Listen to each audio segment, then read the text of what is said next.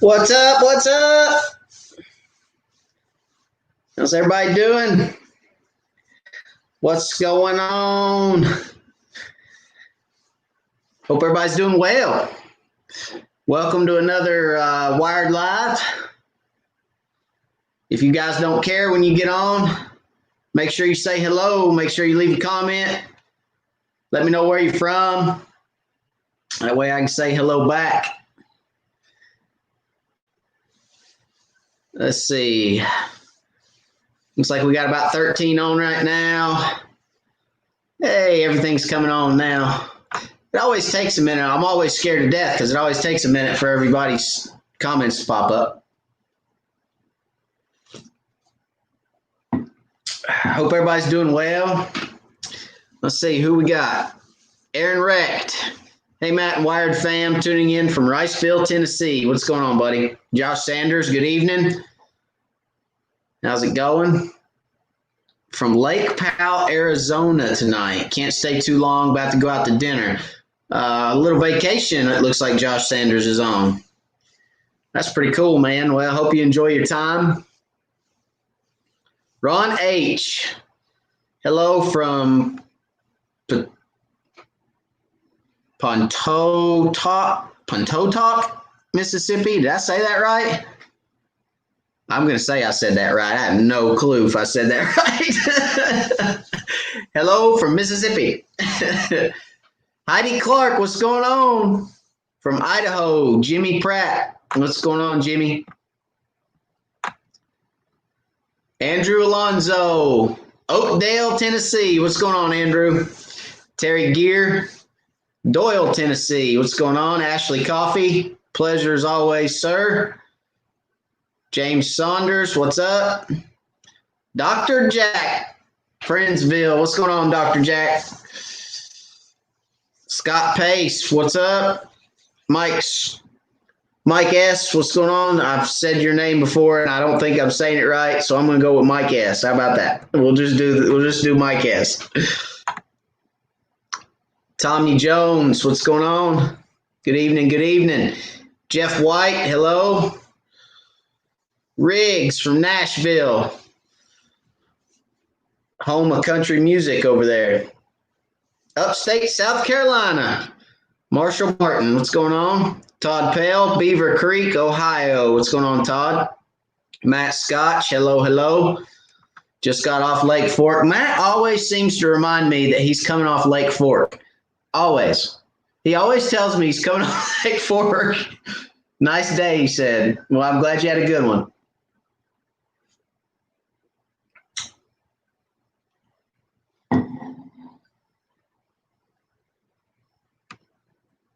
Jody Gosaway, what's up? Ronnie Harris, 903, what's going on? Carrollton, Georgia. Mr. Ronnie Harris from Carrollton.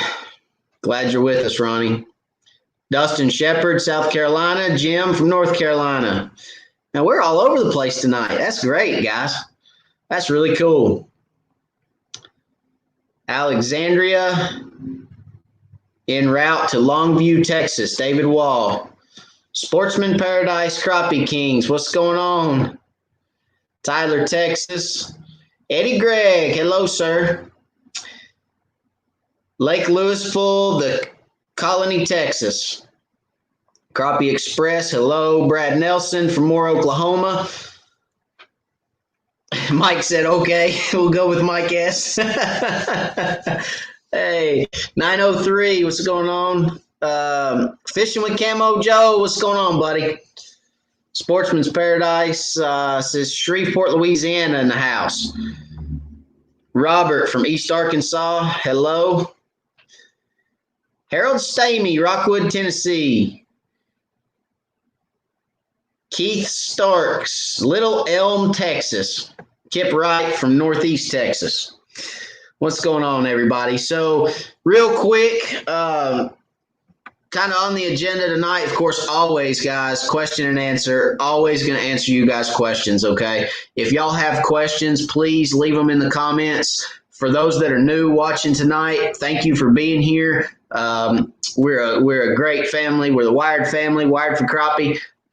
It's a great group of guys here every Wednesday night live. Appreciate each and every guy and girl for coming in and watching. But as always, question and answer. If you guys have questions for me, I'd love to answer them. That's my passion. My passion is to teach. My passion is to share knowledge, advice, help make you guys a better fisherman if I can, and just answer questions for you. Sometimes I may get them right. Sometimes I may get them wrong. I don't know. Most of the time, if I don't know something, I'm going to tell you I don't know it. But I like to think that I can help where I can, and I try to do that. So if you have questions, please leave comments. I'll answer those questions before we get off here tonight, okay? Also on the agenda tonight, we're going to talk about turnover, okay? I want to talk about fall turnover, what that means for crappie fishing. Well, what that means fishing in general, not just crappie fishing, but what is fall turnover and what's it consist of and how does it affect fish and fishing? So we're going to get into that a little bit as well. I'm really looking forward to that. Kind of a prelude into the fall turnover. Who, I guess you can't raise your hand. Well, I guess you can raise your hand. I just won't see you. But who all watched the live tournament last weekend? What did you guys think about that? Did you guys enjoy the live tournament? Did you guys not enjoy the live tournament? I know we had a ton of technical issues.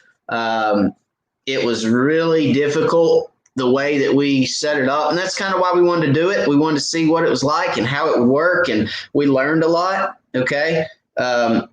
We learned that if we're going to do it again, we really need a moderator sitting at home on the computer where we can log into a home-based computer from the water and have somebody run the tournament, because I kept getting kicked out and I would come right back. I'd hit refresh on my phone and I'd come right back, but because the moderator for the tournament was fishing the tournament, it would take several minutes for them to click on my name and bring me back into the live.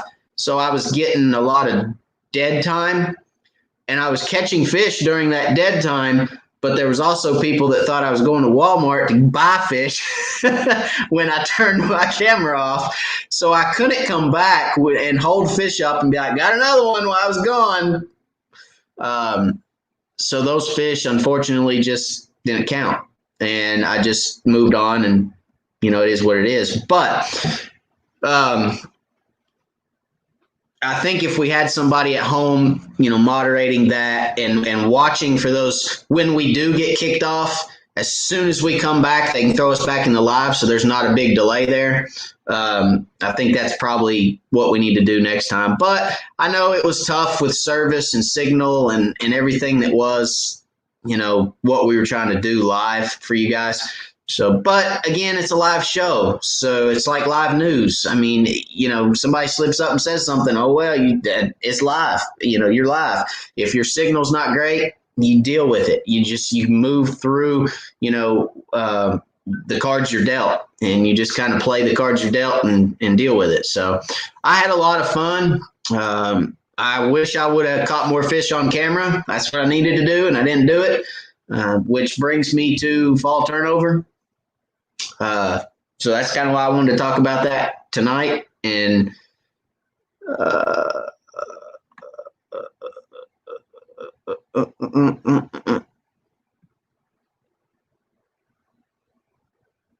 So Asleep said the moderator was not fishing. It just took time for you to show up again. No, not true, Chris, because we had to actually call Chris. So Chris's let's see, Chris's, what are we calling him? Official. There we go. Chris's official that he had in his boat was the one that was moderating, and we had to call him on his cell phone several times and say, "Put us back in the feed." So it was tough.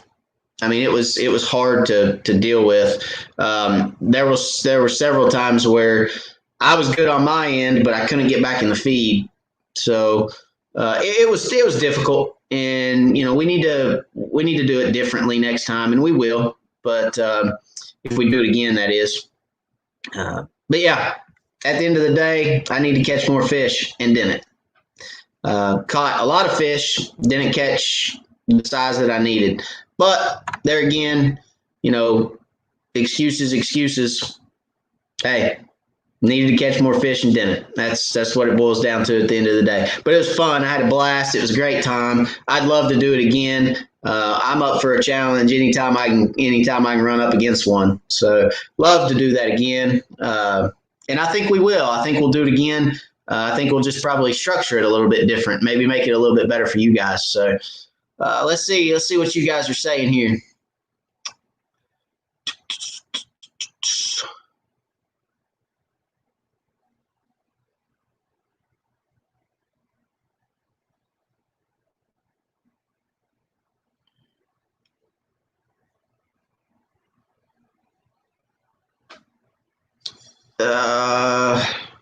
I'm trying to find my spot. I'm about lost. Terry says, nice drink tumbler. Yeah, that's the old Wired for Crappie founding member drink tumblers that some of you guys got. Those were limited editions, so they're not printing anymore. We are going to have regular Wired for Crappie tumblers, though. I'm working on getting some of those printed, and they will not say founding member on them, but they will say Wired for Crappie. So keep an eye on the website, guys. You got the merch, got the shirts going on, Wired for Crappie shirts. We got hats coming. We got hoodies in that I have to get on the website, www.wiredforcrappie.com. You can go to shop, and you can look at all the Wired for Crappie merch there, order from there, do everything from the website. And we'll ship it out to you. We're going to have hats and shirts, and I've actually got 3 different color shirts in now. I've got gray, red, and blue. I've got gray hoodies. We got hats coming. We got tumblers coming. It's really good stuff. So check out the website. If you hadn't checked out the website, you can get all your stuff, all your merchandise there. And thank you. David Wall said, hit that like button. Yeah, guys, if you all don't mind, smash that like button for me. If you like the content, you like what we're doing, you like getting on here and just conversating with us and, asking some questions, getting some answers, smash that like button. Let everybody know you like what you're seeing. And if y'all don't mind, tell a friend. Tell a friend. In between each show, tell a friend. Tell them to come check us out. If they're fishermen, they're anglers, and they like to catch fish, send them to Wired for Crappie. Tell them about us. Share the posts, share the videos. Every little bit helps, okay?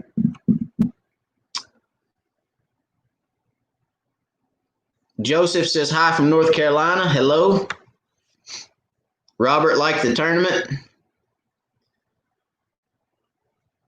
Keith said I was pulling for you, and it was great.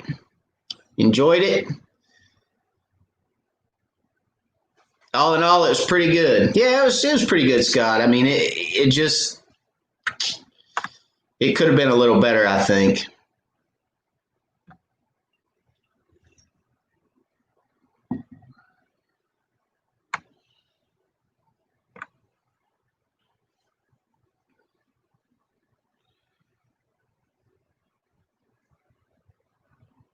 Skeeter says hi from Central Texas.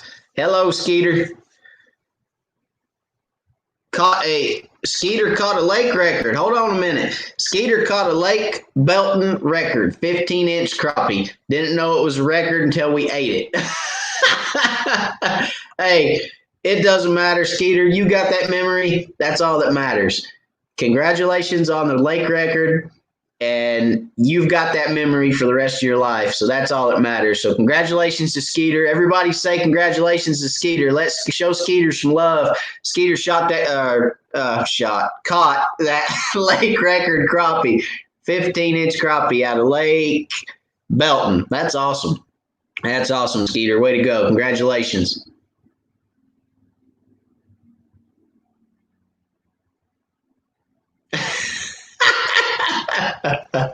I'm not putting that up there. Yeah, I will. No, I won't. No, I'm gonna leave that one alone. All right. What's going on? Who said y'all are commenting so quick? It's jumping on me. Slab Buster says, "What's happening? What's going on, Slab Buster?" Ken cheated. No, nobody cheated. Nobody cheated, guys. Look, we did that for the viewers. We did that for you guys. We didn't have anything on the line really to cheat over. I mean, it was. I don't believe anybody on there would have cheated to save their life. It just wouldn't have happened. Not I, not Chris, not Ken. Cheating's not in our blood. It's just not. So I don't think anybody cheated. But boy, there was a daggum bunch of comments on there about it. So anyway, there was a lot of people saying, "Oh, he's cheating." Every time I got kicked off, it was like, "Oh, he's going to Walmart to buy fish. Oh, he's getting the cast net out. Oh, he's getting in a live well. Oh, he's." That's why I was like, I can't come back from being black with a fish every time. If I do that, everybody's gonna be like, "He's cheating." So yeah, it was what it was, but it was a lot of fun. It was a lot of fun to watch, and I went back and watched it afterwards, and it was a lot of fun. It really was. So.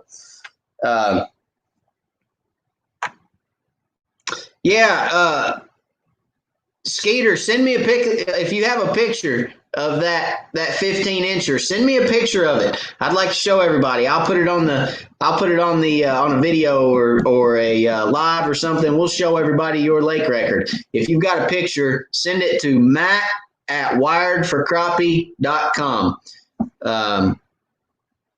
Send it to me and we'll get it out there.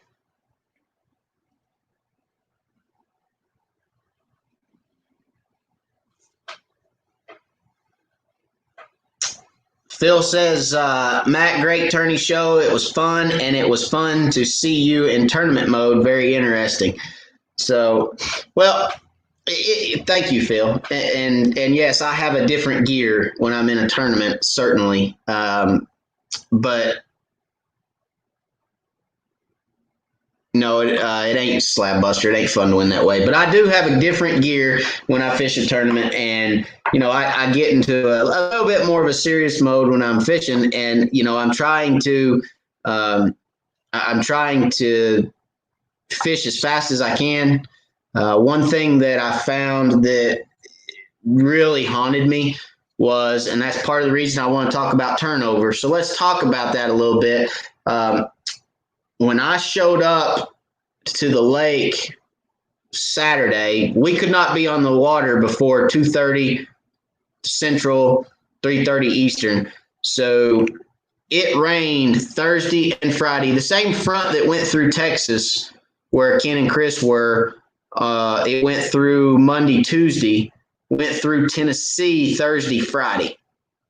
It dumped 5 inches of rain Thursday and Friday, and it was a cold rain. Okay. Now, let's talk a little bit about summer water patterns. Okay. So in the summer, you guys know I've talked about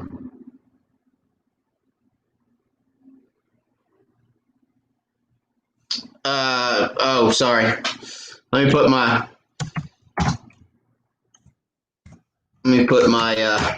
email in the chat real quick.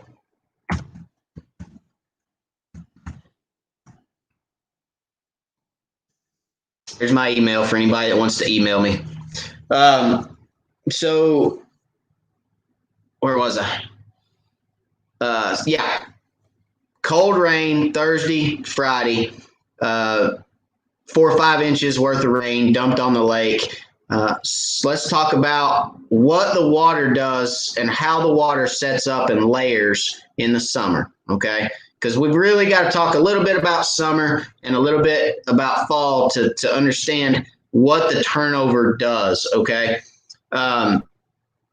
The summer water column is going to set up in such a way that you have your warm water on top, you've got your thermocline, okay, and then you've got your cold water on bottom.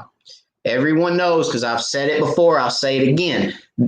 Underneath that thermocline is basically nasty, dead, dingy, dense, cold water.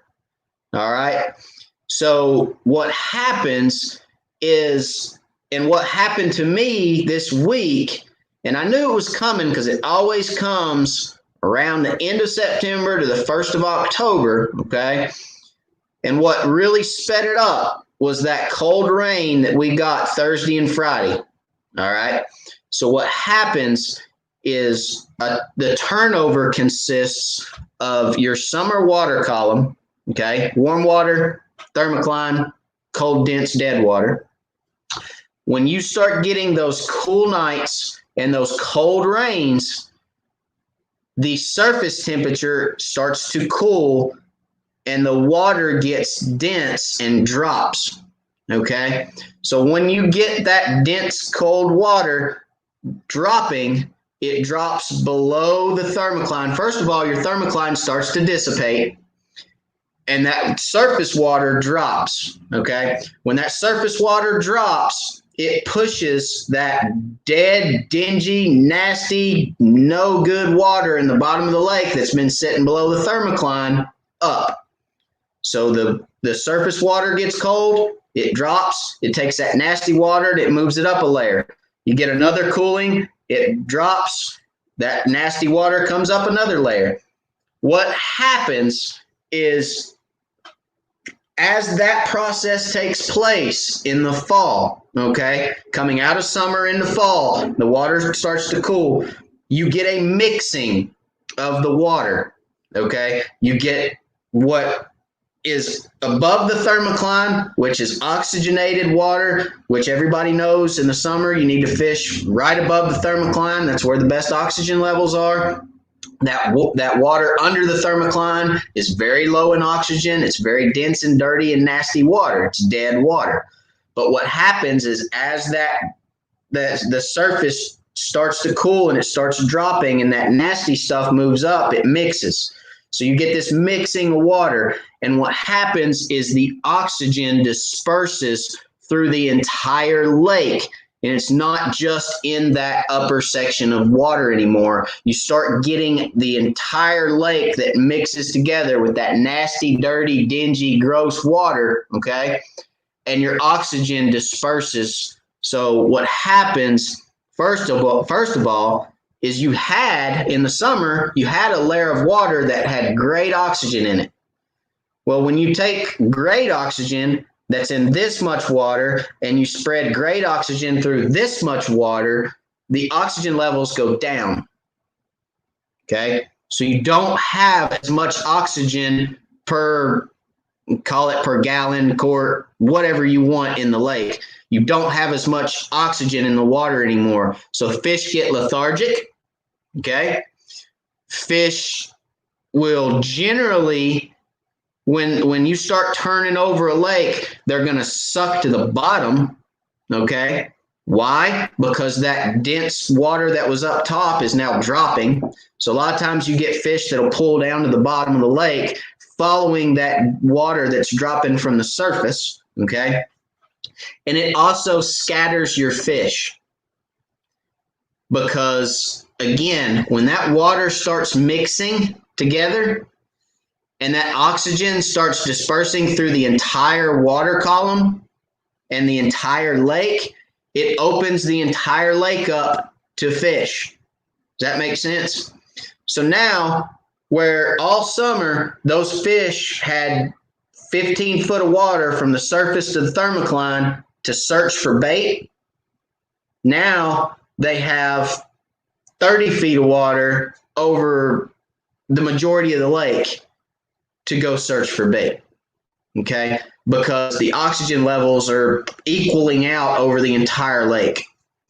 So there's always a period in there, and the way that it's always been apparent to me that the turnover is happening, Teleco specifically, is the surface turns a coffee color. Teleco is generally very clear. It's very blue-green. It's you look at it and you think, I want to swim in that. When this process starts happening, you get a dark coffee-colored water from all that dead water that's been under the thermocline all summer, just stagnant, dead water that's been sitting down there. that comes to the surface. Okay. When I put the boat in Saturday and I came around the bend to where I wanted to fish and I took the boat off plane and I saw that coffee, I knew right away it was going to be tough. All right. There's generally a 2 to 3 week period that our lakes in East Tennessee are going to turn over. All right. And it's going to spread those fish out like crazy. The fish are not going to be on the same structure. They're not going to set up the same on brush and things that they had been on all summer. You're going to see a disbursement of fish because once that starts happening, and a lot of people say, a lot of people, they look and they say, okay, it's the fall transition.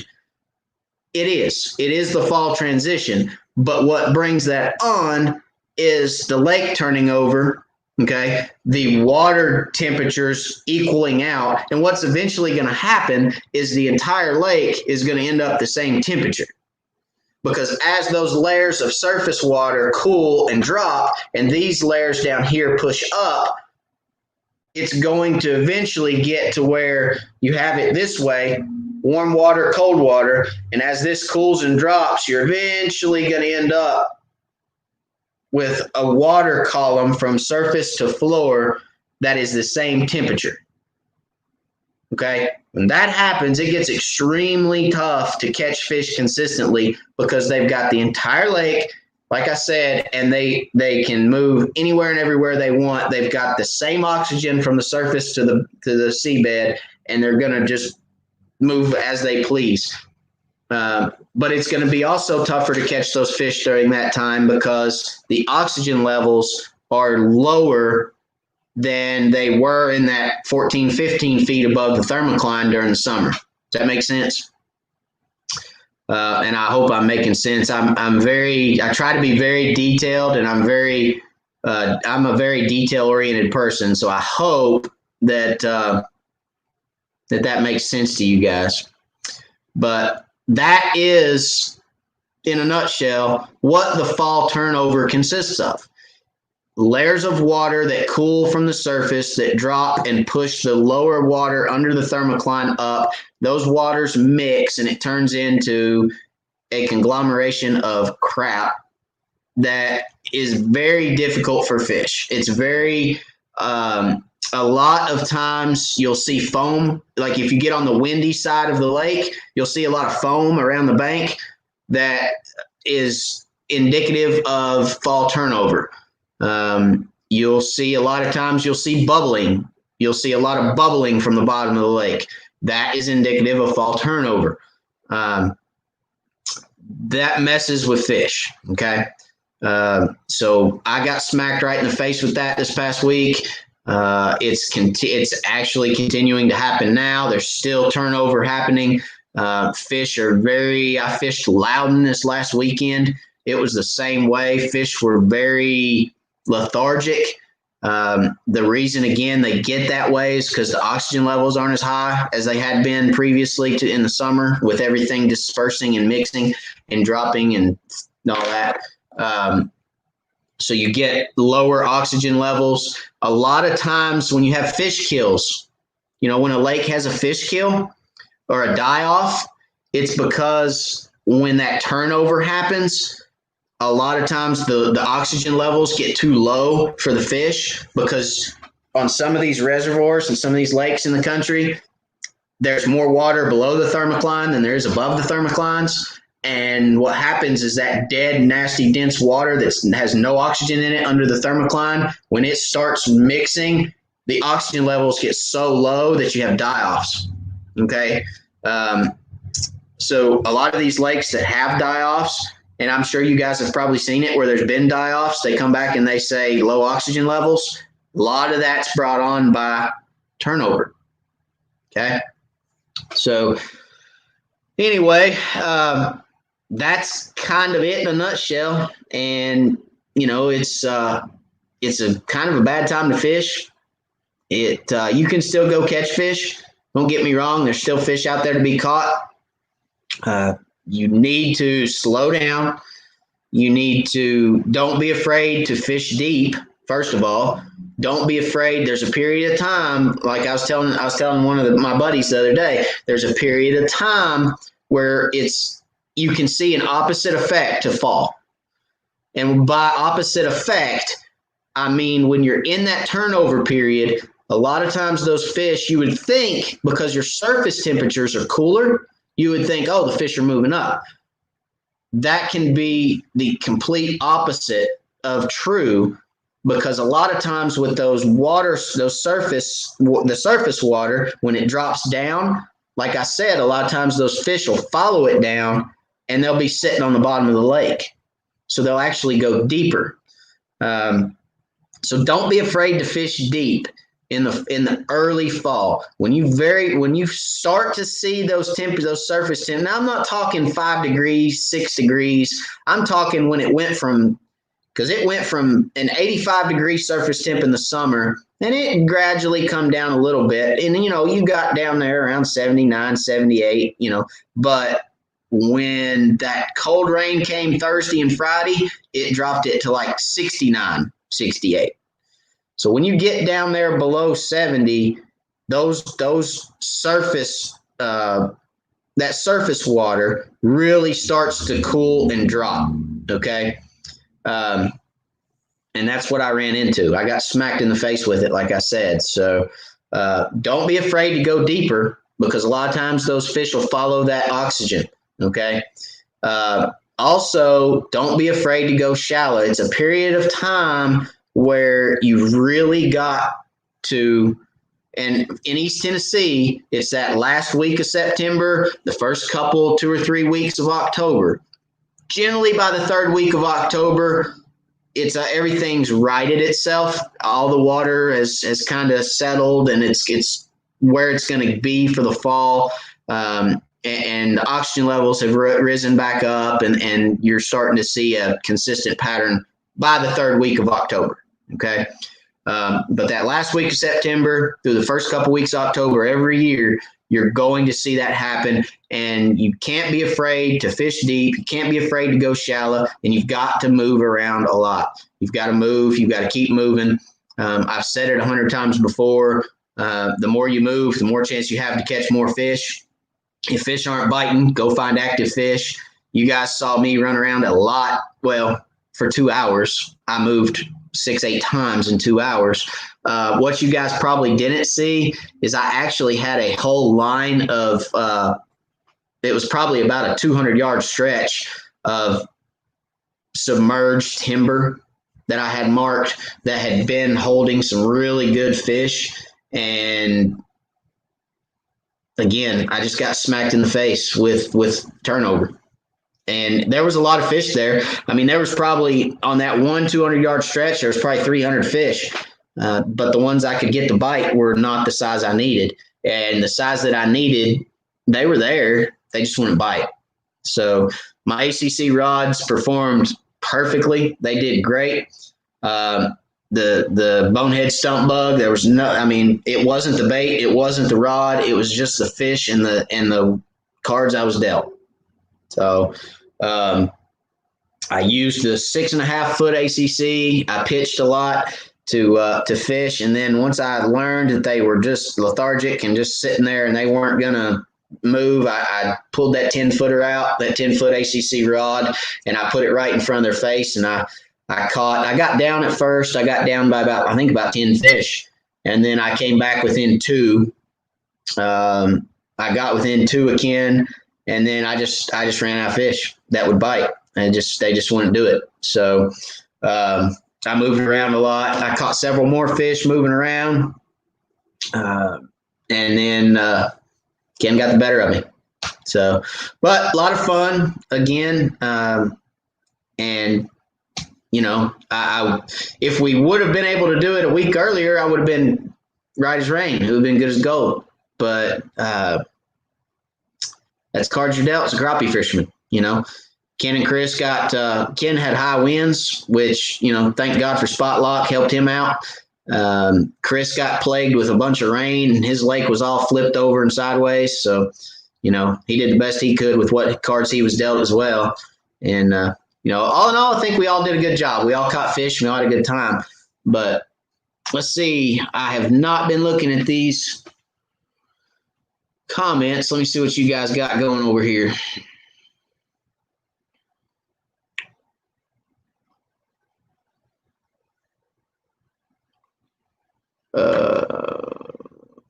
Tim sent a message, but I can't see it. Tim Anderson sent a message. A picture, it looks like, but I can't see it. I don't know if you guys can or not. Irene from North Louisiana. Hello. Hello, Irene.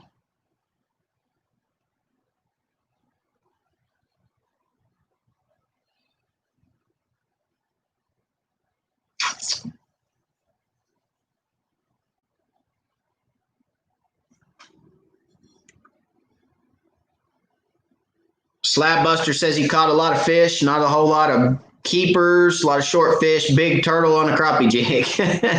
You're not supposed to catch crappie or turtles. You're supposed to catch crappie. Come on, Slab Buster. Change your name to Turtle Man. I cannot even make the Turtle Man sound. What's he do? Yee or something like that. Yeah, Turtle Man.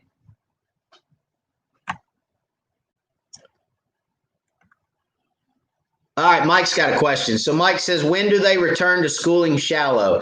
So Mike,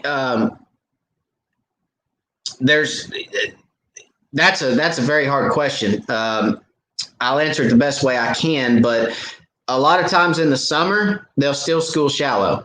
Okay, so fish on the right lake under the right conditions will always school shallow.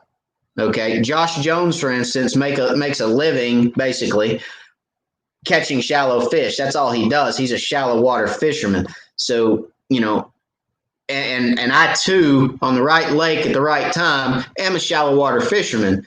It just depends on your body of water. It depends on your water clarities. Okay, in a real clear lake, fish won't school shallow very much. Okay, Mike. On a real dirty lake like a Grenada or a Fork or a Palestine or a Millwood or Arkabutla, you know, some of the dirtier, dingier lakes, Fort Loudon. I mean, Fort Loudon's pretty nasty at times, Fort Nasty, but, you know, on those darker, dingier water lakes, fish will stay shallow a lot longer because light does not penetrate dirty water as much as it does clear water. So you can catch fish year round shallow. So I'm not sure where you're fishing at, Mike, but if you're in East Tennessee, generally you can fish schooled up shallow. I would say anywhere from November to April. And then May, June, July, August, September, October, you're going to want to stay out in those mid-range depths. You're going to want to look for fish on structure. If you can find some docks on the river channel in mid-range depths,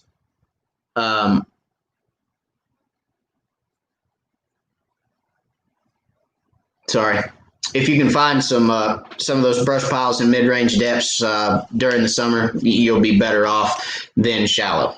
Okay.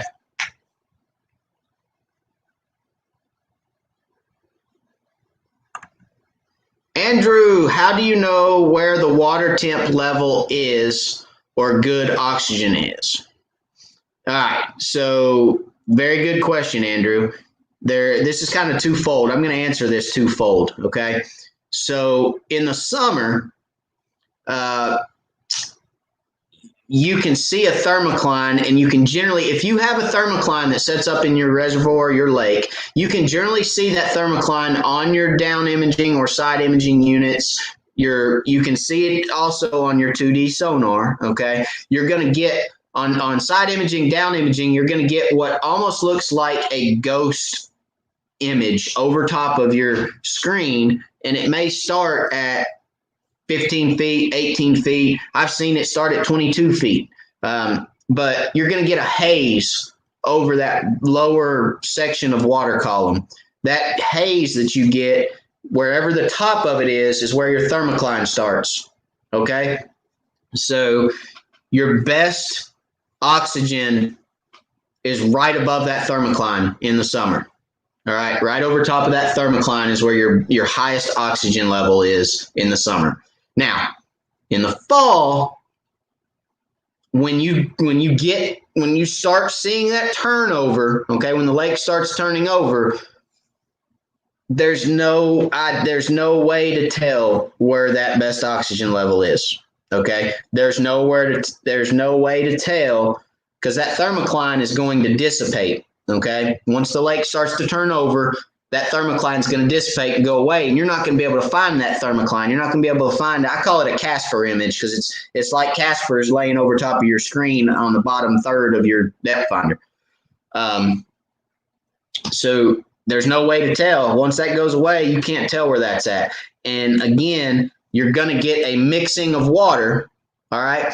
So when you get that mixing of water, as the water starts to cool and it starts falling through itself, and you start getting a mixing, the oxygen levels are going to dissipate. They're going to get lower.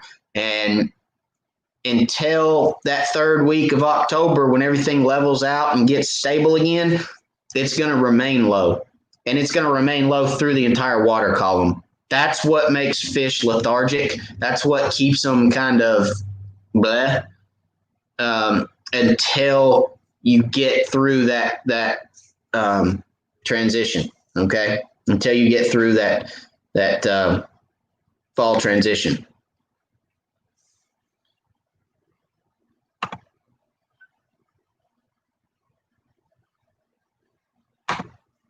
Heidi Clark, is there a certain depth that water turnover happens? Does turnover happen in shallow water? Yes. Turnover will happen in shallow water, but it will happen quicker. Okay. It's just like you guys go swimming in the lake. Okay, Heidi? You go swimming in the lake, you wade out in the lake, and as you wade out, you feel your feet get cooler, then your knees get cooler, then your waist gets cooler, then your tummy gets cooler. The further out you go in the lake, the cooler it is as you go out, right? So regardless of the depth, you're still going to get some kind of turnover. Now, in the shallower areas, turnover is going to happen quicker, obviously, because there's not as much water to cool. And it's going to cool quicker because it's shallower. Just like freezing, on some of you guys that are up north, the shallow bays freeze up first, right? Because they cool quicker. So it's a process, Heidi, and it starts in the shallows and it works its way out to the deeper water. Okay, so to answer your question, there's not a certain depth. It is the entire lake. Okay, and yes, it still happens in shallow areas. Just happens quicker.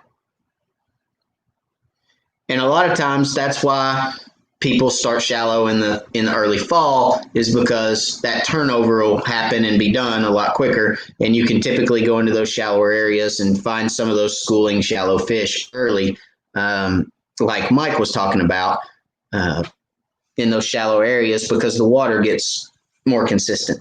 It's done with its turnover. Okay. Andrew says, that's how it was on the bar today. I'd say so. If Teleco's got it, I'd say Watts Bar's got it too. I mean, they've all probably got it at this point right now.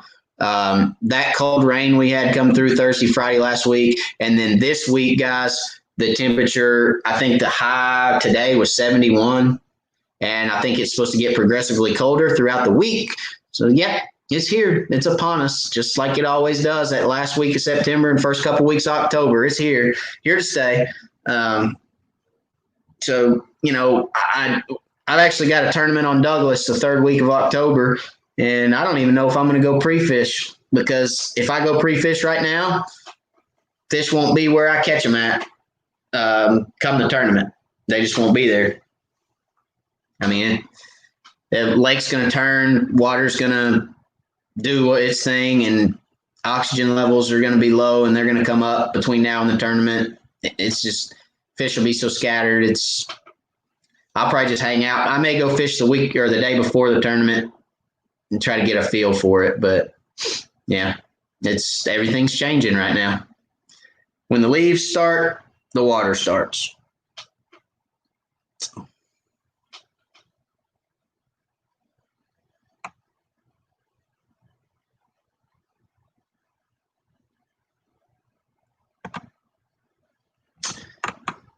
All right, so Sportsman's Paradise says, okay, during this time, where are you going to catch the fish? Happened to me today. All right, so we'll call you Paradise for right now, shorten it up. So Paradise, you will still catch fish during this time, okay, guys? Don't sit at the house. You will still catch fish, I promise. But what you're going to see is like I mentioned earlier, you're rather going to catch them shallow or you're going to catch them deeper than they were. Because if you've been catching them all summer at 12 feet deep and the thermocline's been at 14 and you've been fishing brush and they've been setting up over top of it at 12 feet, you will not catch them there. Well, I'm not going to say not. Chances are you're not going to catch as many in those areas that you were fishing during the summer, because when it starts changing like this, it scatters those fish something fierce. Now, could you go back to those same brush piles and catch them on the bottom of the lake? Potentially. So don't ignore the bottom of the lake, okay? Don't ignore shallow, all right? So Paradise, if you have something that's shallow, start looking shallow again. I'll tell you some areas that are very good during the turnover is areas of marinas, okay, with open water underneath them. So the beautiful thing, and I've said this before about marinas or well, not docks, but the beautiful thing about marinas is they typically have from 5 feet of water. A lot of them have to, in Tennessee, 40, 50, 60 feet of water at the end of them. You've got a very large water column that you can fish, and those fish can keep that consistent shade and move from one depth from one extreme depth to the other extreme depth, and they don't have to go very far. Okay? So check your marinas, go ahead and check your docks, check your shallow brush, check your deep brush, okay? And I'm talking deep below what was the thermocline during the summer months. Check that deep stuff, okay? Don't ignore the bottom of the lake. A lot of times, if you see crappie or if you see fish on the bottom of a lake, you typically don't think to yourself that's crappie, because crappie do suspend, and I've said that 100 times on this channel, okay? Crappie suspend. They love to suspend. They do.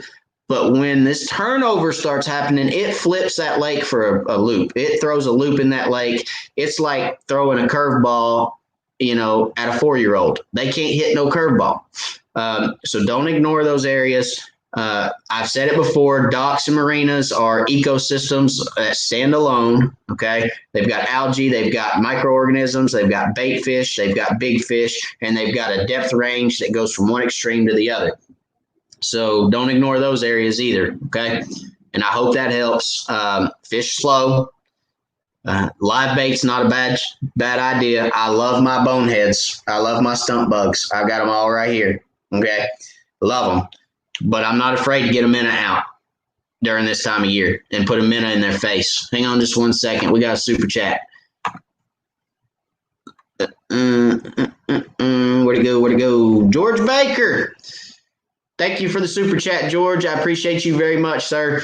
I appreciate it. It will definitely go towards the channel. Helps keep me on the water, making great content for you guys so that you guys have great content to watch. I appreciate it very much. If you're new to the channel and you're new to the live, down below the comments, there's a little money symbol. That is called a super chat, okay? If you click on that, that is an opportunity for you guys to give back to this channel to help keep me on the water, making great, informative content for you guys to watch.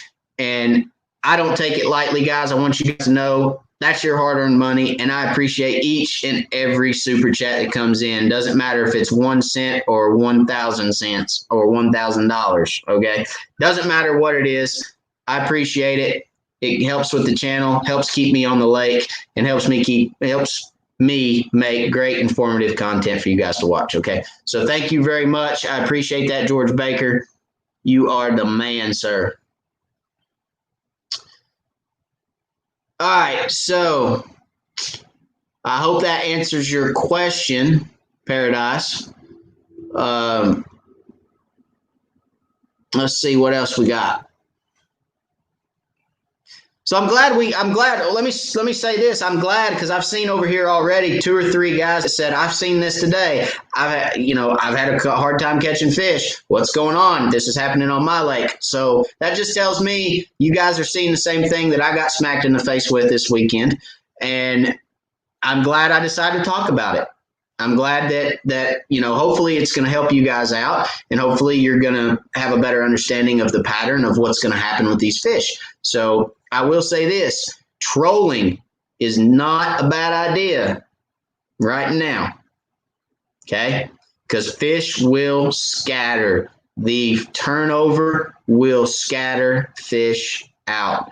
And a lot of times when fish are scattered, you can longline troll and you can catch a lot of fish with a reaction bite longline trolling that are just scattered out, and they're just they're up and down in the water column. They're following what oxygen they can find. They're following the bait fish that are following that oxygen and things. They're suspended out in channels, and they're just kind of just waiting for everything to get right so they can start pushing up for the fall move, if you will, or the fall transition. So right now, longline trolling, planer boards, and crankbaits isn't a bad idea right now. I know it's starting to get cool, but I've had a lot of guys that say, hey, in this fall transition or in this turnover, a lot of times you can catch them on crankbaits too. Just a pure reaction bite is all it is. So trolling is not a bad idea right now.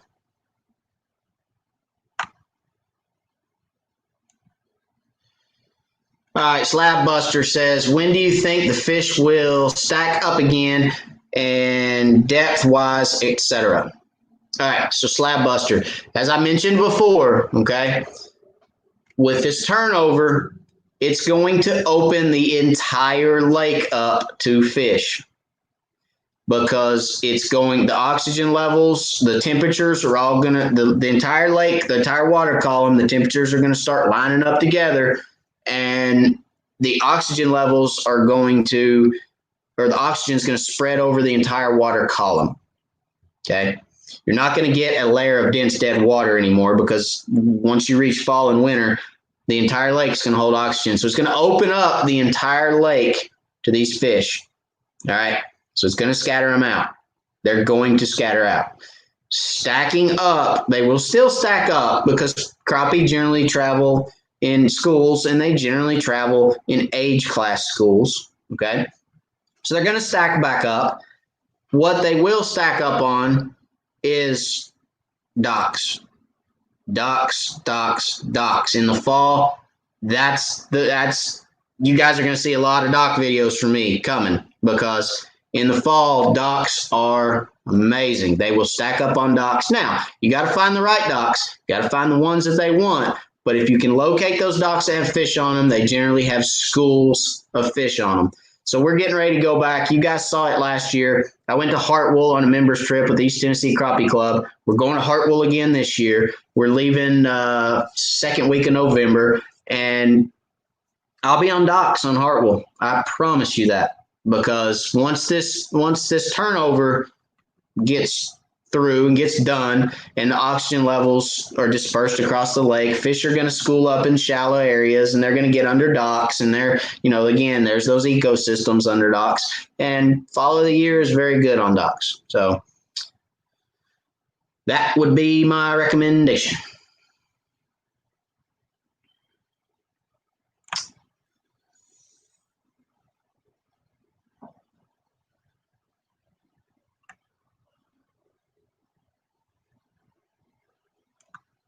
Scott Pace said, you're right. This is a tough time to crappie fish, but still fun.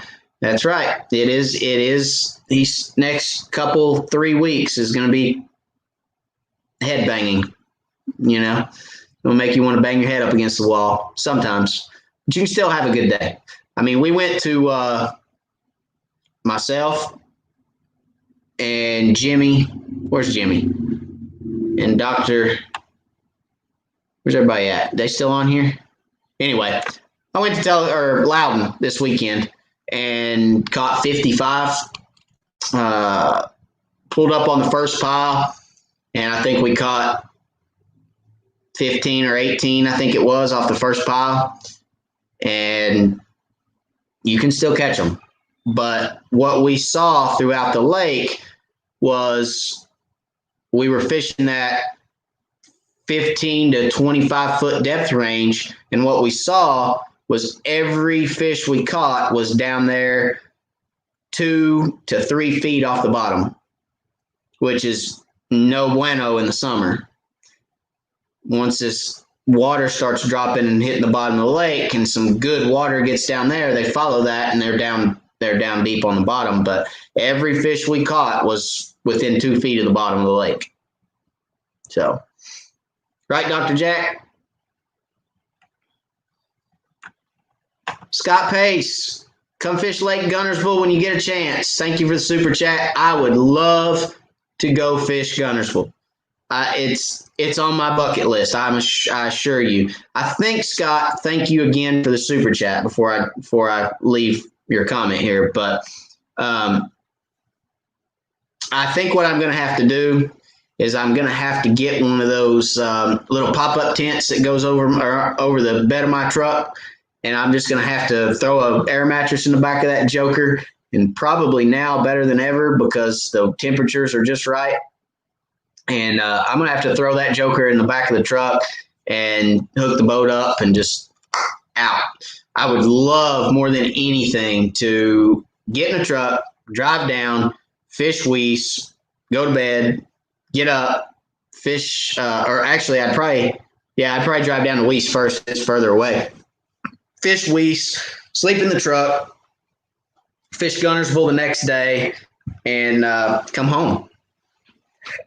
I would absolutely love to do it. So if I do, I will let everybody know before I head down that way, because for all you guys that are down there around Gville or Weiss, maybe we can get together and do a dinner or do something, just hang out, shoot the breeze, and shoot, you guys can tell me where to go fish for a change.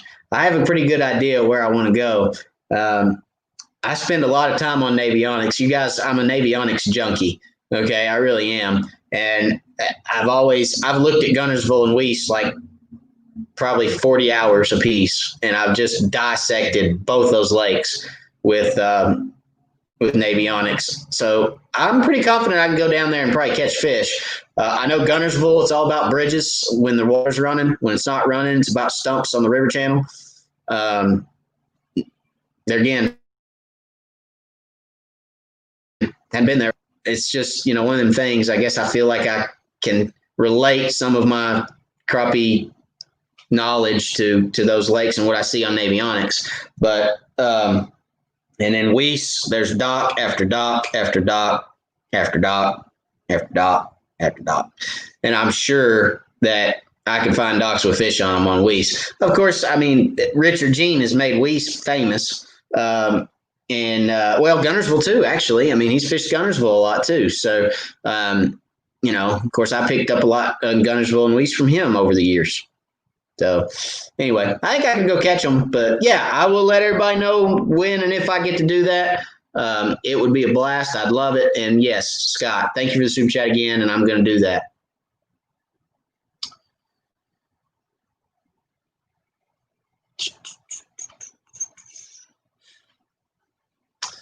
I think you guys sometimes throw super chats at me just so I lose my place in line here.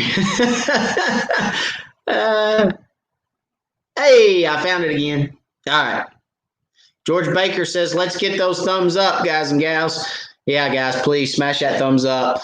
I've seen 100 plus on here tonight. That's awesome. That's our highest live yet. Thank y'all, first of all, for joining. I appreciate it. Wired for Crappie is growing, and we're growing fast. And I'm excited to see where we're going to end up. I'm excited to see sky's the limit, I think, for us. And I just love sharing knowledge, and I just love helping you guys out. I love answering questions. You guys know that. It's a passion of mine. Trust me, I don't sit on here for 2 hours every Wednesday night because, I don't have anything else to do. So it's a passion. It's a love for me, and I love each and every person on here that asks questions and, conversates with us, and just you guys make this show what it is. So I appreciate each and every one of you. Let's see. Roger T. I've never fished upper Tellico till today. Caught 6 fish, 3 keepers, 1 at 13 inches. Had to move around a lot. I turned them back for you guys. Thank you, Roger. I could have used those, what'd you say, 3 keepers? Could have used those 3 keepers last Saturday, buddy. No, Tellico is a great lake. Tellico is a phenomenal fishery. There is a bunch of fish in Tellico. And, man, I've seen more bait in Tellico Lake over the last 12 months, 8 to 12 months. I've seen more bait in that lake than I've seen since I started fishing it 8 years, 9, 10 years ago, however many years it's been. I've seen a lot of bait in that lake, which is very, very promising. I think it's going to help the crappie population for sure. As far as big fish, it's going to help. Numbers of fish are there. There's numbers of fish in that lake. My gosh, it's insane, incredible how many fish is in Tellico. But there are a lot of short fish in Tellico. So if you're looking to go have fun, catch fish, I personally, you guys know me, I don't keep a lot of fish. And I don't keep a lot of fish because I don't eat that many fish. I mean, I eat fish. Don't get me wrong. I eat crappie. I love crappie, and my 5-year-old loves it more than I do. But I as many fish as I catch, I can't eat that many is what I'm trying to say, because I'd have to eat fish every day for lunch and dinner, and I just can't eat that many. So I throw a lot of fish back. I catch a lot of fish, throw a lot of fish back. Guys, if I know guys that keep 200, 300, 400 fillets in their freezer. That's all well and good. But if you don't need that many fillets, if you end up throwing fillets out at the end of the year, put some of them fish back. It's a resource. And, yeah, I am a little worried with live scope now if it's going to hurt the resource, because they're a lot easier to go catch. But that's yet to be seen. Anyway, I'm not going to get on that soapbox. But if you're not going to eat them, throw them back. It's fun to catch them. So if you're gonna go have a fun day and catch a lot of fish, Tellico's a place to go. That's for sure. Uncle Bill, what's up?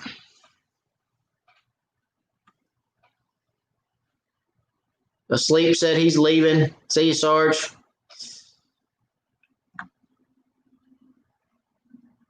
I see a super chat. Uncle Bill, thank you for the super chat. I appreciate it very much, sir. Thank you, thank you, thank you. He said, nice job in the tourney. Thank you very much. I appreciate it.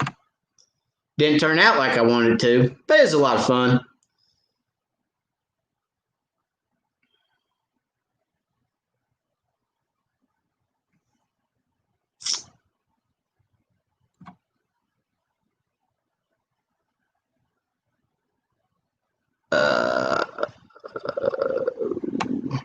Jeff White says I missed a question about Watts Bar. Hang on, Jeff. Let me see if I can go back and find it. I'm sorry.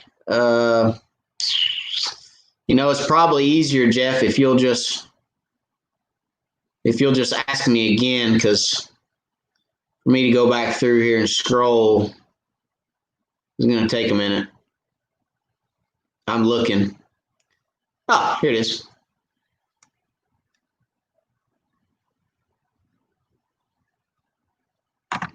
All right, Jeff says,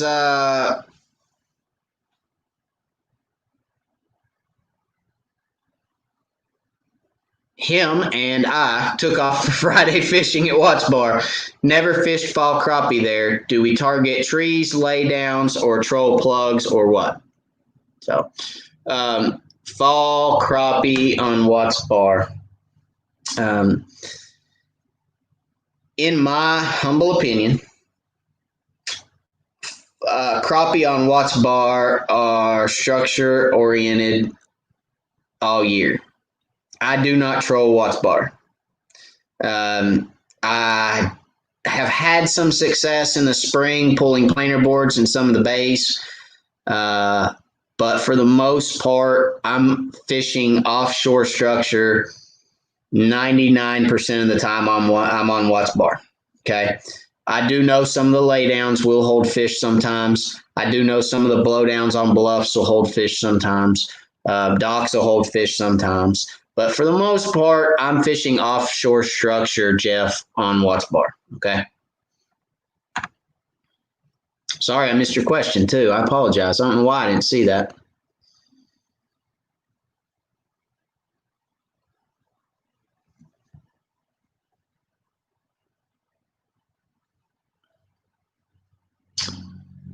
Let's see.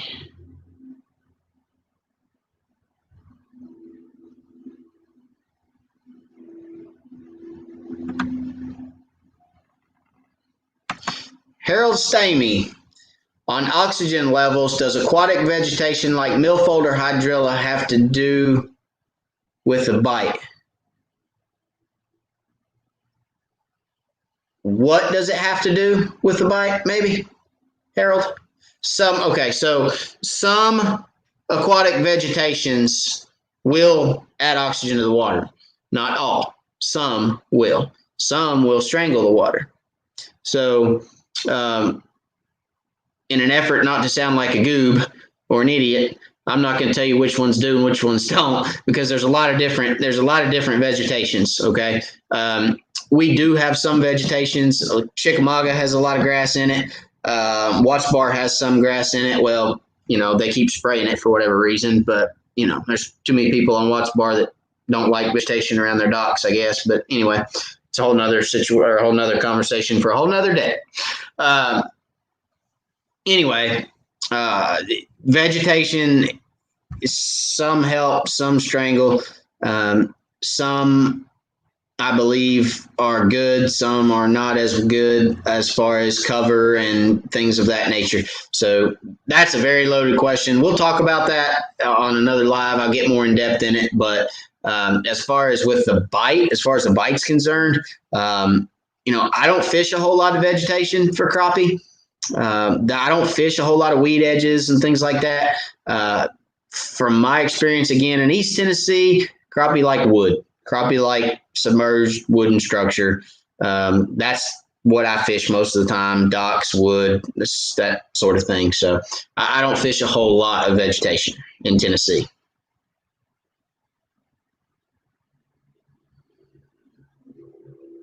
Joseph Thaxton signed off. Joseph, you watch it later. We'll see you. Thank you for watching.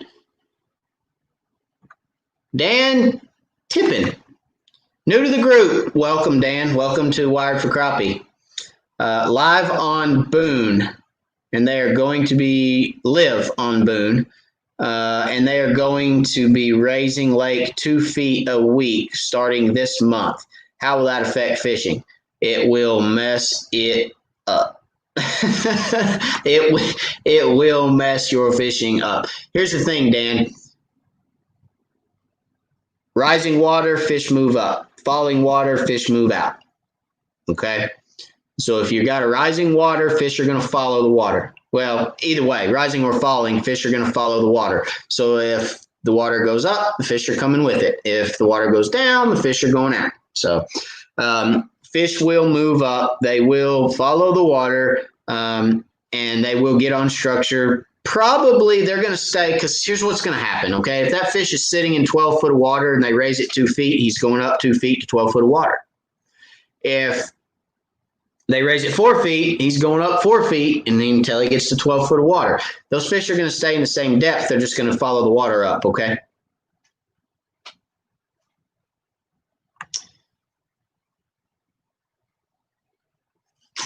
Andrew says, I need some electronics. Lots of laughs.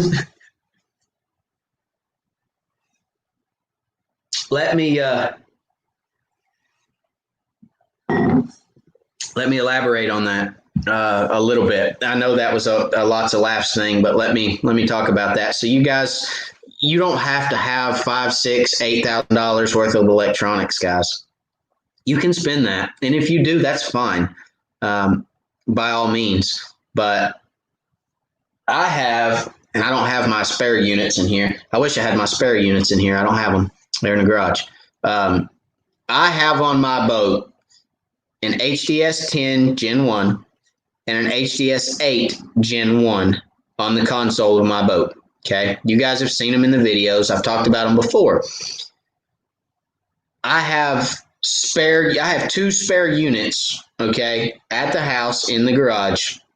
In case anything ever happens to one, I pull it off, I plug one of those in, and I'm right back on the water. All right. Now, I'm a Gen 1 junkie, okay? I run the Lowrance, the LSS1 structure scan box is what I run, and I run the LSS2 transducer with that box, okay? Runs those units just fine. Best picture I think a lot of people have ever seen. I get guys in my boat and they look at my units and they go, I don't see stuff like that. And I go, well, it's a Gen 1 unit. So, you can find them used online anywhere from, I'll be honest with you, one of the units I have, I paid $125 for it. It's an 8-inch Gen 1 HDS 8. I paid $125 used for it offline. You can find some very good deals on some very good units, and you don't have to break the bank, guys, to be able to see what's underneath the lake and what's under the water and be able to identify fish. You guys have seen shots from my units, okay? You guys have seen the still shots, the photos that I've taken. I get very good images with those units, okay? You don't have to break the bank. So you guys that are out there that go are saying, I got to get units, you don't have to go to, and I'm not, look, I'm a believer if you want to go buy brand new Humminbirds or brand new Lowrances, that's great because they're going to last you forever. They're going to last you years and years and years, but you don't have to break the bank, okay? Anyway, I know that was a lots of laugh question, but I wanted to elaborate on that a little bit because I think we all kind of sometimes get caught up in the whole new thing. And you got to go get the new Lowrance Lives or the new Humminbird Gen 3 Megas, and you can still get good pictures out of very economically priced units, okay?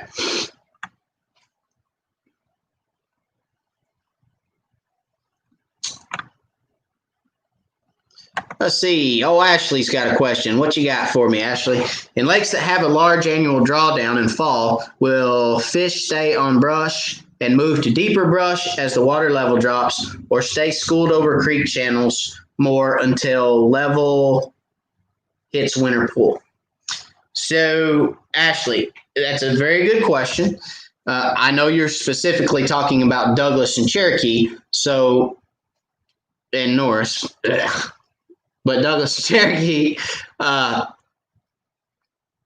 as they draw those, it really depends a lot on how quickly they draw the lakes down, okay? If they draw the lakes down a little here, a little there, yeah, you're probably those fish they're gonna follow the water out. They're gonna find those brush piles, those creek channels, those things that and stay in those consistent depths. Okay, if they suck the bottom out of it just like that, they're going to the center of the creek because that's where they have stability. Okay, but for the most part, and I can only see my nose, it's driving me nuts. So I'm gonna get rid of that question, but. For the most part, they're going to follow the water out. They're going to hit structure, stumps, and creek channels and run off the ditches. They're going to hit those little areas as the water moves out. Okay, so and then once it hits winter pool, if there's structure that's in the right depth, you can still catch fish on structure. There's stumps all over Douglas at winter pool. There's still stumps that you can fish that'll hold fish all the time. So they're still going to be on structure, but they will suspend on those lakes out in open water a lot during the winter as well. for bait fish, because the bait fish will get out there shallow. They have to get up. Fish, believe it or not, fish will sun in the summer. And by sun, I mean they'll get up there in that upper level of that water column on sunny days, and because it's a couple degrees warmer. So what happens in the summer is they're looking for that cooler water that's more consistent. And in the winter, they're looking for that water that's a couple degrees warmer so they can keep their body temperatures up. Okay. So Ashley, to answer your question, they will follow the water out, and then dead of winter, a lot of times they'll pull up there out in open water and in shallower water and just kind of sun and in that warmer, couple degrees warmer water.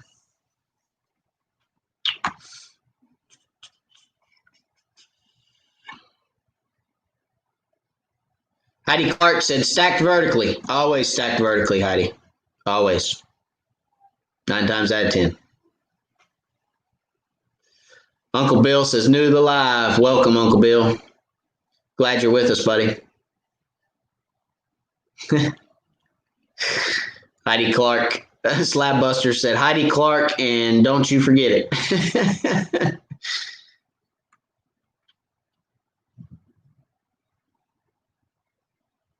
Heidi said she'll always have it on her mind. Stacked vertically.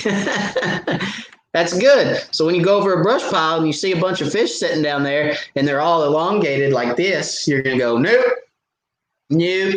Those are probably bluegill or stripe. They're not stacked vertically. And you're going to go to the next one. And I'm going to save you a little bit of time.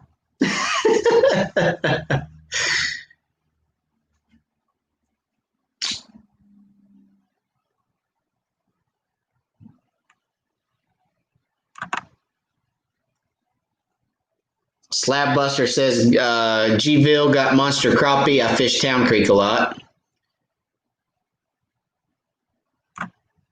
Heidi says, Matt, you have a travel trailer. Make a trip. I do have a trailer, yes. But I only have one truck. So if I hook my fifth wheel up and go somewhere, I guess I could probably get a hitch for the back of it and put a boat. But, man, it'd be long. Good Lord, I don't know if I could do that. That'd be a 52-foot trailer behind me. I can't do that. That'd be long. I'd have to pull the travel trailer, then come back and get the truck. No, I can't do that. That's why I said I need to get one of them pop-up things that goes over the bed of my truck. And if it's just going to be me, I mean, I sleep in the truck. I don't care. I bathe in Love's has a bath or a shower in it. Don't bother me. Or better yet, I was in the Corps. I know how to take a field shower. Pack of baby wipes, you're good to go for a week. That's all you need, a pack of baby wipes. Field showers are the best. That don't bother me a bit. I can last a night, trust me. Now, I might smell really funky when I get home with fish hands for 2 days, but it'd be all right.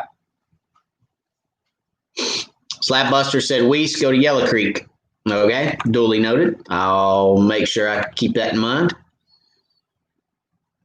Scott Pace, I got a camper on Lake Gunnersville you can use. Thank you, Scott. I appreciate that. Hey, do me a favor. Shoot me an email to info@wiredforcrappie.com. I'm going to type it in here for you, Scott. info@wiredforcrappie.com. I typed it in there again for you in the comments. Shoot me an email, Scott, and we'll see if we can't get hooked up. Thank you for that, man. That's awesome. That is absolutely awesome. I can't believe you'd offer that for him. Thank you, Scott. I appreciate that. That's awesome.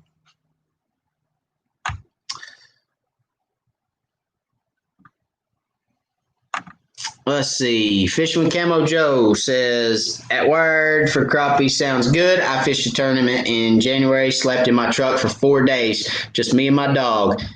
Definitely bring an air mattress and a propane stove. Yeah, I can do that. As a matter of fact, I've got one of those, I think it's a Mr. Buddy, and you can actually turn it up and make a stove out of it. So it's a heater and a stove. It's pretty neat. But anyway.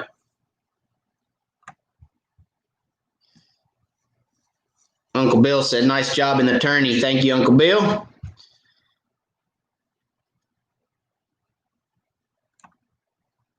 Here's a good question.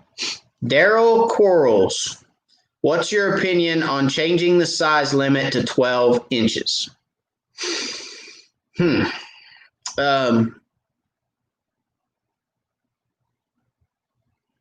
got to think about this one a second.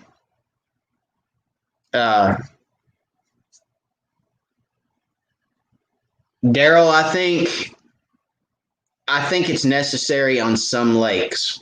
Okay. For instance, and let me tell you, let me kind of, I'm going to be brief about this as I can, but for instance, Tellico, if you go to, I think you need to go to a 9-inch limit on Tellico because I think you need to get rid of a lot of fish.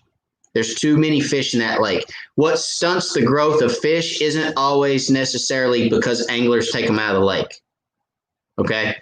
On Tellico, there's so many 5, 6, 7, 8, 9-inch fish that there's not enough food for them to get 12, 14, 16 inches. Does that make sense? And then on some lakes like Watts Bar, I say go 12 inches. And, if you're worried about the limit, go to a 12-inch 20 fish instead of 15, or the population getting out of control. I think there's some lakes that would be a good thing. And I think there's some lakes that would be a bad thing because essentially on Tellico, 2 inches on Tellico is probably 2 years of growth. All right. 2 inches on Watts Bar is probably 1 year growth. But the extra 2 inches between 10 and 12. Okay. So with those lakes that have very slow growth rates like Tellico, because they have such a high population of fish, you need to lower that limit and let people take some of those fish home. Okay, that makes sense? So I think it'd be good on some lakes and bad on some lakes. But I'm not a biologist. That's just what I've fished a lot. I've been blessed to fish a lot of different areas of the eastern United States to this point. And like High Rock, we went to High Rock and fished out there. There's no size limit and no quantity limit. You can keep as many as you want. Don't matter what size on High Rock. And I talked to the game warden out there before my trip, and I said, hey, man, because I called him and I wanted to talk to him about, the different lakes and the whole, what's the name of that river out there? Yadkin River chain. I want to talk to him about all the lakes on the Yadkin River chain. Anyway, I said, what is it with High Rock? Why is it no limit, no size? And, some of the lakes downriver have limits on them. And he said, well, let me tell you.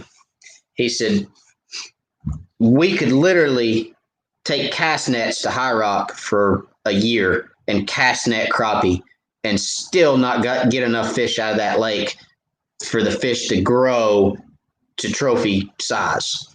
There's so many because the upper end of that lake is silted in so much. It's such a great spawning lake that they literally cannot keep the population in check.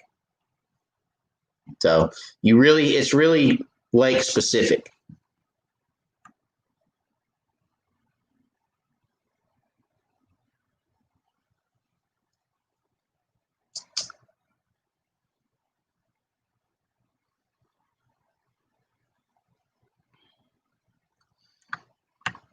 Did I miss a super chat? Dustin, did I miss a super chat from you? Thank you, Dustin, for the super chat. I appreciate you, buddy. I don't know how I missed it, but I guess I did. I'm terribly sorry, and thank you for the super chat. If you ever make it down to Lake Hartwell, let me know. I got you covered. Well, shoot me. I've left my email, Dustin, down there several times, info@wiredforcrappie.com. Shoot me an email because I'm going to be at Hartwell next month. And I'll be down at Hartwell for 4 days. So shoot me a email and let's get hooked up because we'll be down there and maybe we can get together and meet one another.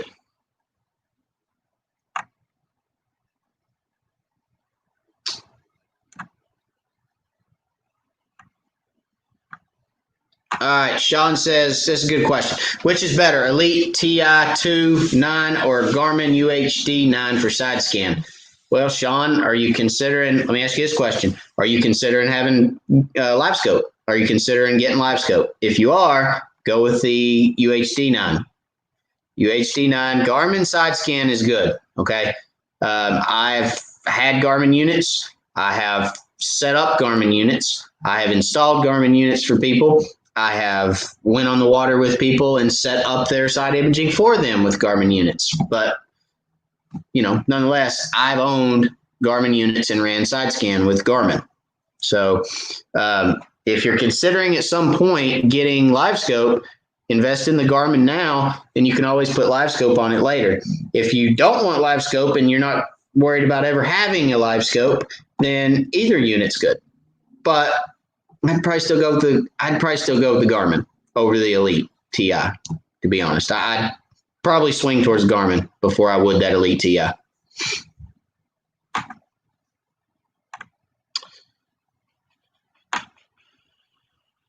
Jason Story said he's just getting to join. Hello. JT's all outdoors, said sorry he was late. He was out catfishing. Hope you guys caught a bunch. Looks like you're trying to fill up a fish fry, so I hope you guys caught a lot. Hello, JT. Glad you made it. Better late than never, sir.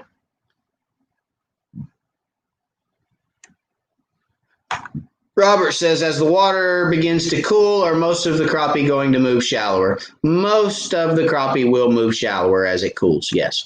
After the turnover and the water continues to cool, they will move shallower than they were in the summer, yes. So,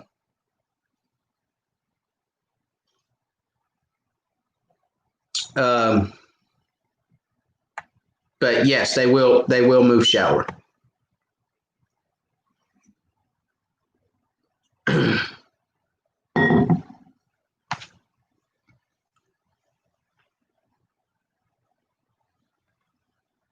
That's a good question. Is it a good idea to target the upriver area of a lake in the fall where the thermocline might not be as much of a factor?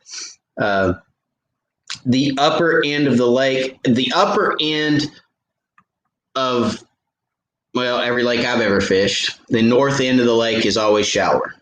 Now, as sure as I say that, somebody's going to come back to me and tell me one of their lakes is deeper in the north than the south.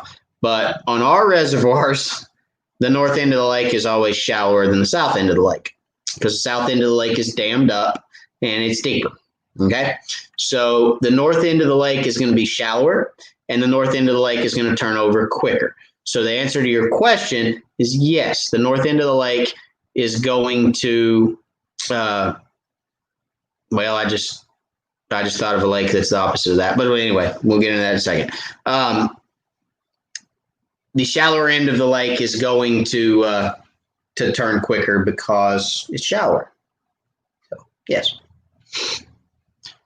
Tellico is the exception to that because Tellico flows south to north. I know that's weird. It flows uphill, but it does. It flows south to north. So the south end of that lake is shallower than the north end because that's the way it flows. I mix that up all the time because I'm telling people all the time, yeah, I went up lake. And they're like, oh, you did? And where'd you fish at? I'm like, oh, down around Clear Creek and down towards the dam. And they're like, okay, that's down lake.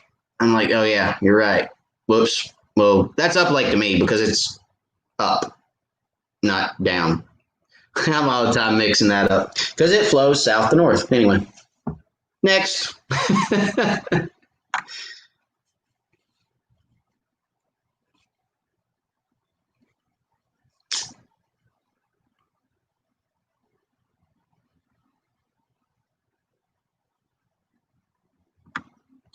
Jason Story, I think I answered this one earlier.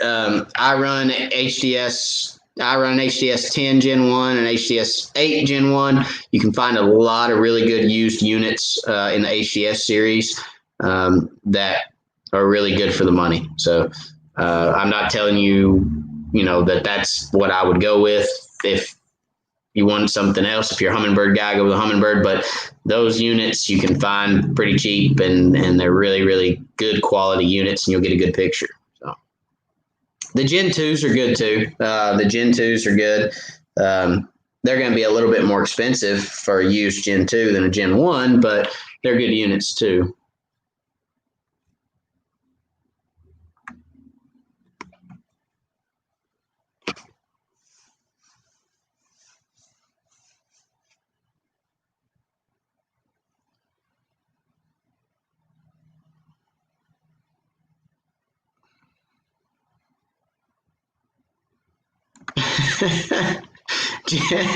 Jimmy said, "You got a good friend named Jimmy that will go, and I will get us a motel." Jimmy, motels are a waste of money, man. You gotta rough it. Look, I'm that guy that wants to sleep at the boat ramp, man. I want to, of course, I want to sleep with my friend under my pillow, but I'm that guy that wants to sleep at the boat ramp. If I could get a pop up on the front of my boat, and my deck, you guys have seen my deck. My deck is almost big enough to put a tent up there. If I could put a tent up there and anchor down out on the lake, I'd do it. I swear I would.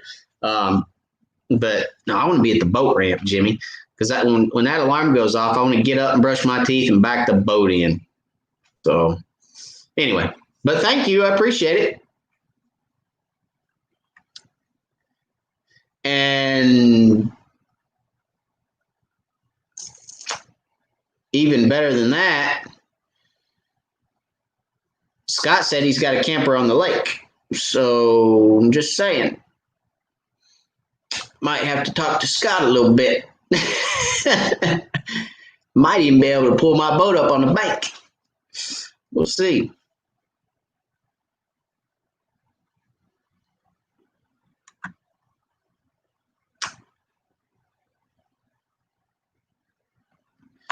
Billy Smith just got a boat this year. Congratulations on the purchase. You will now forever spend money. Bring out another 1,000. That's what boat stands for. I love to eat fish for crappie. Or I love to eat and fish for crappie. Do you have any tips for Watts Bar for the fall? I answered that question here a little bit earlier, Billy, I think. I don't know if you heard it or not, but I would probably look for offshore structure, brush piles, anywhere from 10 to 20 feet, really, for fall fishing. And, try to find suspended fish over top of structure and stay off of them and cast or pitch to them, and you should be fine on Watts Bar.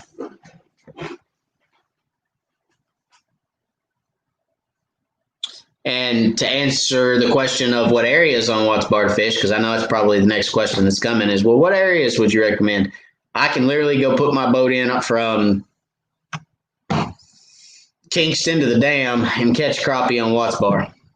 So, there's fish. I mean, actually, dam to dam. I can put in below Fort Loudon Dam and catch crappie, or I can put in right there at Watts Bar Dam and catch crappie. I mean, there's fish from one side of that lake to the other. It's an amazing fishery, and there's fish everywhere in that lake. And you can catch them year round. So I've said it before. I'll say it again. It's probably not my pick if I was going to fish late summer, but early fall to fall and winter, spring,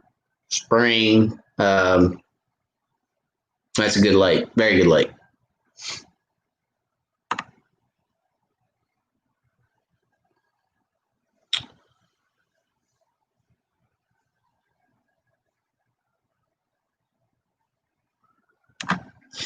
Eddie Gregg, from what I've read, the lifespan on a crappie is 5 to 7 years. Why would you want a 12-inch limit? I fish to eat, not to hang one on the wall. It's a very good point, Eddie. That's a very good point. And, that's why I said it's really lake specific, to be honest with you. And I think as far as the limit's concerned, if they went to a 12-inch limit, maybe they should increase the slot limit a little bit, because it's a cat and mouse game. You cannot overpopulate your lake. if you overpopulate your lake, you're going to end up with a bunch of short fish that never grow to keeper size because they don't have enough food. You can't over populate the food source. All right. So TWRA is out there working, doing their thing, and they're trying to make sure that we don't overpopulate our food source. They're trying to make sure that our slot limits are where they need to be, and they're doing surveys and they're keeping data, and they're doing their thing, and supposedly it works. So I don't foresee any limits being changed anytime soon. Now, I will say this. I talk to TWRA officers regularly. I do have conversations with them about our fisheries. They ask me about our fisheries a lot because I run the club. I run East Tennessee Crappie Club, and they're always asking about our tournament weights and what I'm seeing and what the anglers are seeing, and what I feel is going on with each body of water and that sort of thing, because I'm out there all the time. And I will tell you this, they're watching the live scope thing. Okay. They are aware of the potential that live scope has to really increase the yield of crappie that are being taken out of our waters on a regular basis.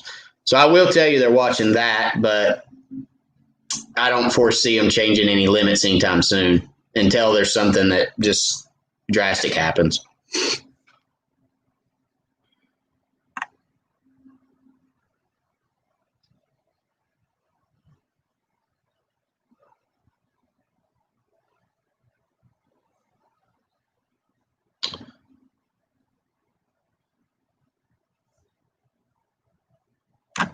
James Saunders, on Tellico in fall into winter, which end will catch more crappie and which side is north and south? What do you mean, which side's north and south? The Lenoir City side is north. And then the ball play side, Vonore side, would be south. So you got Lenoir City and you got Vonore. So that's kind of the north and south sides of Tellico. Again, you can catch fish all over that lake.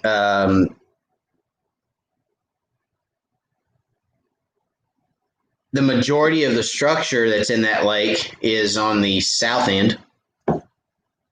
There's a lot more structure on the south end of the lake than on the north end of the lake, but there's almost too much structure on the south end of that lake. So for those of you that are watching tonight that have fished Tellico, you can back me up on this. There is a lot of structure on the south end of that lake. It's every 20 feet is some type of structure, whether it be a submerged tree or a bucket or a blowdown or a tree somebody's cut off the bank and drug out there and sunk. I mean, there's just literally there's structure everywhere. So it's definitely a target-rich environment on the south side of that lake. Jimmy said, I'm older and wiser. That's funny. You're young. I am older and wiser. That's right. You're older.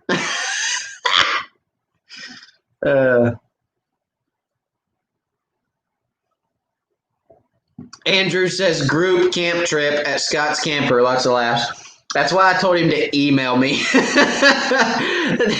I had a guy. Oh, man. We had a guy on the live one night that put his address on the live and told everybody to come to his house. And I was like, no, dude, no. God, what are you doing? I was like, no.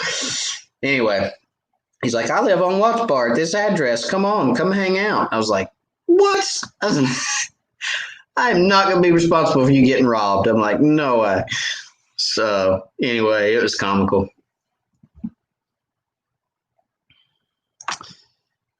Andrew says, making memories. Yep. Memories last a lifetime. So does my beautiful wife. My beautiful wife is staring at the door of my office, staring at me. Aren't you, beautiful wife?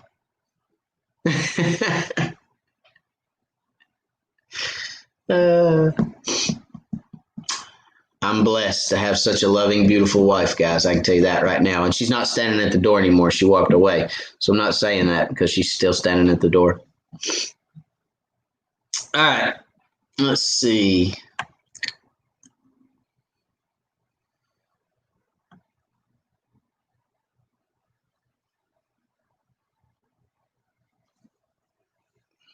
Somebody said, where'd that go? Jason said, might want to think about building you a bunk on the back of your boat, enclosed little air mattress and cheap. You know, actually, that's not a bad idea, Jason. I know that you got the smiley face there, but I fish out of a Ranger 690 VS, and it comes with a rear casting deck. So you guys have seen the floor plan in my boat is completely open. Like I've got a completely open floor plan, and the floor of my boat sits real deep in the water. It's a deep V, and it goes all the way back to the motor. Okay. I have a rear casting deck that lays in there that gives me like a 5 or 6 foot casting deck in the back, and it goes all the way across. I'm going to put that comment up there in a minute. Anyway, goes all the way across, and I could lay an air mattress in there, and if I could get some kind of structure to go over my head to keep the dew off and the rain off, we might be in business. We might have to do some fabricating on this thing. I'm just saying, I could fabricate something that would clamp. Ooh, I could get some rails and some ram mounts. See this, the wheels are spinning, and I could fabricate a cage, and I could just get a tarp and put a tarp over it. Ooh, son, we might be able to do this. I'm just saying, I don't know, but we'll think about it.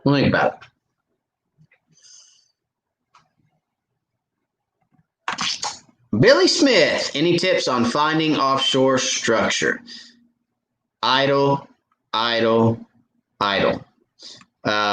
have some videos out there, Billy. Go back and watch my Navionics video. I did a video on Navionics that'll show you how to eliminate water to be more effective with finding structure on the lake. There's been a live or two that we've done that I pulled Navionics up and kind of showed you guys what I was looking for as far as structure. I did a video on dropping brush, and I went through there and showed you guys where I would drop brush. If I was going to drop brush, I used Navionics for that and said I would drop brush here, and this is why. I would drop brush here, and this is why. I would put one right there, and it's because. Those are the same places that I would look if I wasn't dropping brush and I was just looking for structure. I would look in those same places. Okay. So to answer your question, and I always hate to answer a question with this, but go watch some of those videos, Billy. They will help you. They are tools for you guys to use to help you be more effective and catch more fish. So go watch some of those and it'll help. Okay.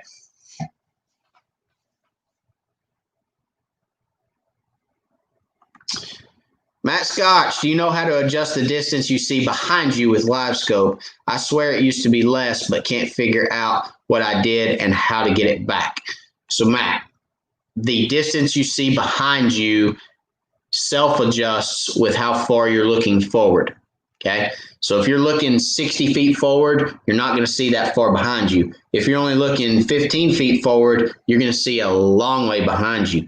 It's the way that transducer, okay, when you adjust your range, when you adjust your forward range, it's the way that transducer beam shoots, okay? Because when you adjust your forward range to look this far out or this far out or this far out, it's adjusting that beam, and it does the range behind you automatically. So there's no way to go in there and change how far it sees behind you. It just does that automatically. I'm sorry, but that's how it is.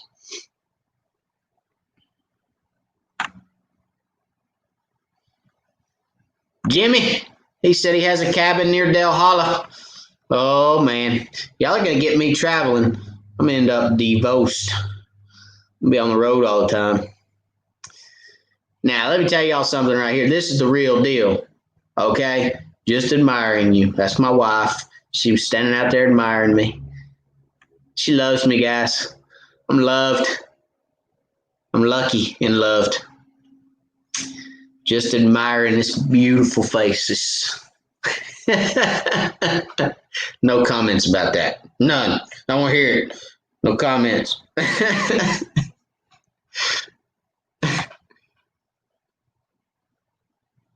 Scott Pace said, lots of laughs. I've got more friends than I thought.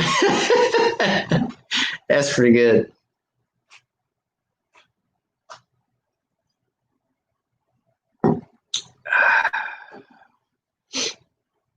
James Saunders, thank you very much. Thank you much, Matt. I have been trying to different lakes, I guess fish different lakes and areas, and you help very much. Thanks again. You're welcome, James.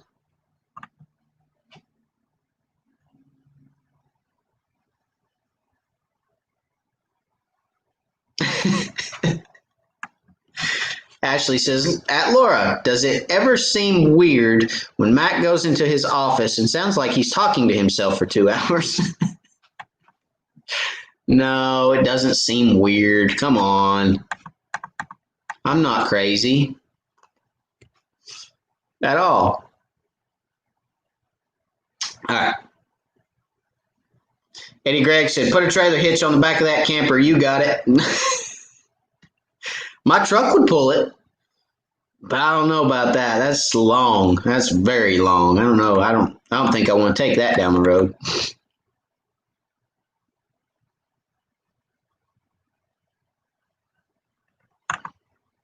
Irene says, Matt had a friend who used a pop-up tent in his boat and anchored it down with bricks in each corner. I'm not opposed to that, Irene. Swear I'm not. I mean, hey, sleeping on that boat in a tent is a lot better than sleeping in the field in a tent out at some of these marine bases. I can assure you, I can handle it. I can do it. We get out there and we'll do it right. And anyway, may even do some night fishing. You don't ever know about me. May drop a light over the edge. Don't never know. I'll be laying in my bunk just holding the rod. Got him. You don't never know. So you guys got me thinking. I'm just saying. I got enough to think about. Y'all got to stop.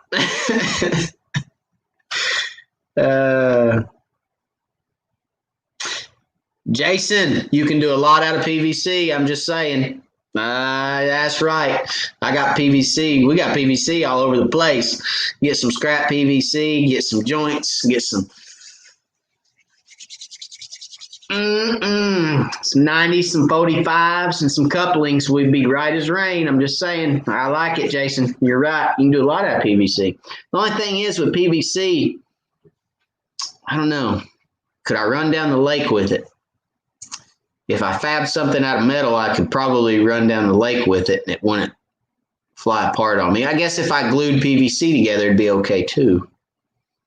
As long as it was glued. Definitely have to take the tarp off of it though. I'd be like a big sailboat out there. I don't know. Let them wheels spin a little bit. Anyway. All right, guys. It looks like I've got to the end of the comment feed. Uncle Bill wants to know when you're coming to Texas.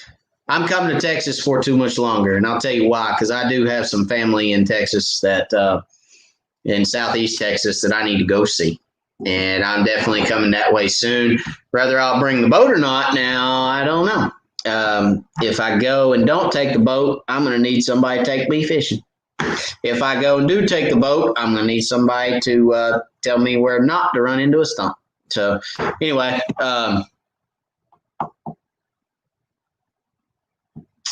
I think that I will probably get down there. If I don't get down there this year, I'll get down there very early next year to Texas. And I'm going to take my wife and my kids with me. because my wife and kids want to go to Texas. They've never been to Texas, and I grew up there for a few years when I was younger, and I need to take them down there. So that's going to be a trip we're going to make sooner than later. Anyway,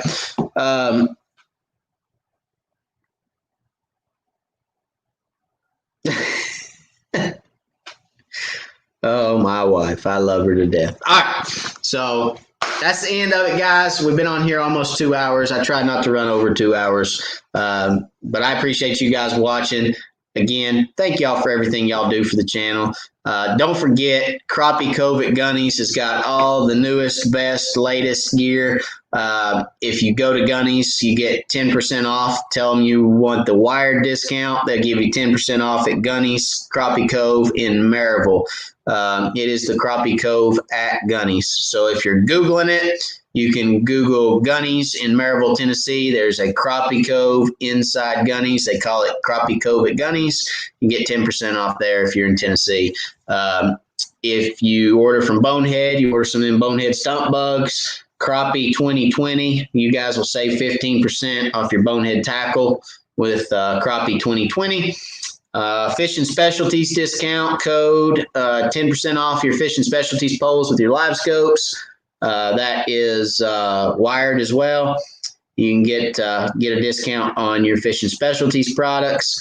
And, of course, all your ACC rods. Bam, right there, ACC crappie sticks. The #1 ACC crappie stick. You can get those at Gunny's as well. And guys, you can call Gunny's. You can call Crappie Cove, and you can get everything from them at 10% off with your wired discount. So if you want some of them ACCs, you want some Boneheads, you want some they've got crappie magnets. They've got all kinds of different stuff at Gunny's at the Crappie Cove. So don't forget, wired gets you 10% off, and you can call, and they'll ship it out to you. So anyway, I appreciate y'all being on here. I appreciate everything y'all have done for the channel, as always. And I hope you guys will watch the video coming this week. Get ready for the live next week. And as always, God bless, guys. Y'all have a good week. We'll see you later.